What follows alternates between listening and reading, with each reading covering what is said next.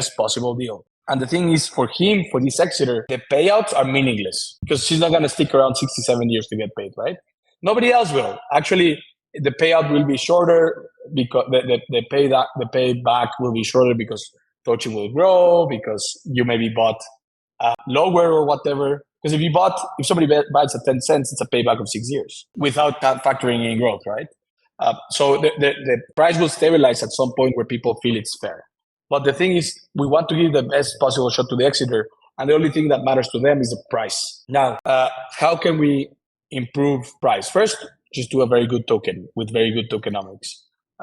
But importantly, what we're doing is buy and accumulate by the protocol treasury. Every day, the claiming module wakes up with some TCY.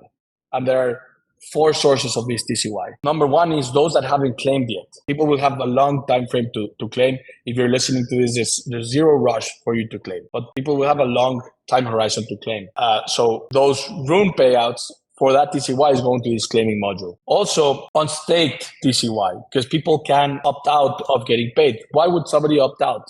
Several reasons, but the main one is you are a fund, you're in the US. US is heavily regulated. You cannot cope with the tax of having to declare those payouts. So perfectly fine, just opt out, and that TCY's share is going back to the claiming module. Also, protocol owned TCY, if you have what it's been buying up from previously, that also is getting paid. And finally, there's a pool of TCY with Rune, which is swapping. That TCY there is also getting paid. That also goes to the claiming module.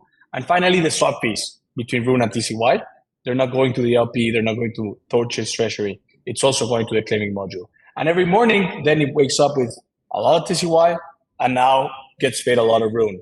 What it will do with that Rune is actually buy more protocol owned TCY. Now it accumulated more. So next day, it will buy a little bit more, and a little bit more, and a little bit more.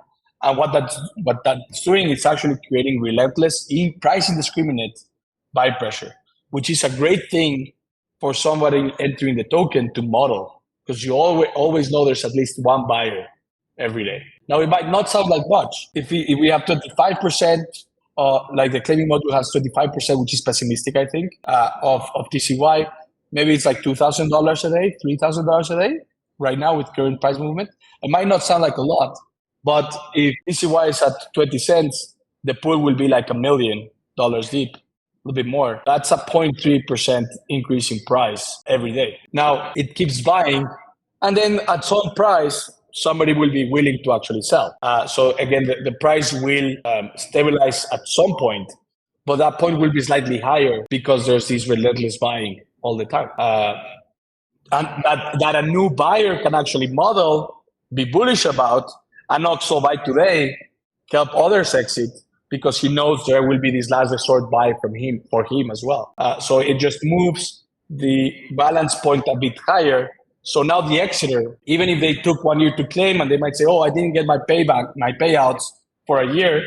You didn't get the payout, but the price is 10 cents higher, my brother. A 1 year payout is 1/60th of what's sold to you. The price being 10 cents higher is 10%. It was 10%, 10x better for you that we did this way. So that's why it's designed that way. So just and you kind of said this, but just to clarify for people that might wonder, if you don't until you claim your TCY, you are not getting paid any yield. Correct. And we couldn't send your TCY directly. People ask that as well. Well, why don't you just airdrop it? We would love to, but we only know your Bitcoin address, my brother. TCY lives in Thorchain. I have no way to send it to you. You need to actually claim it.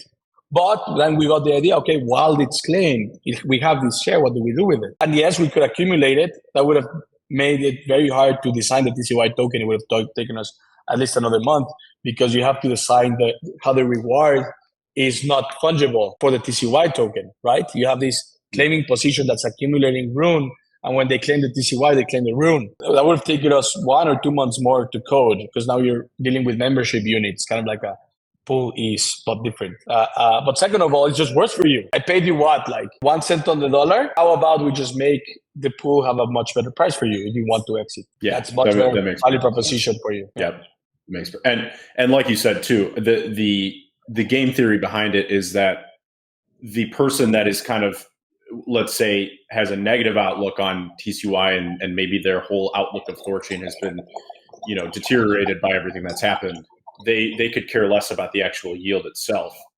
They care more about the price action of TCY. And they want to come and exit. And you want to let them.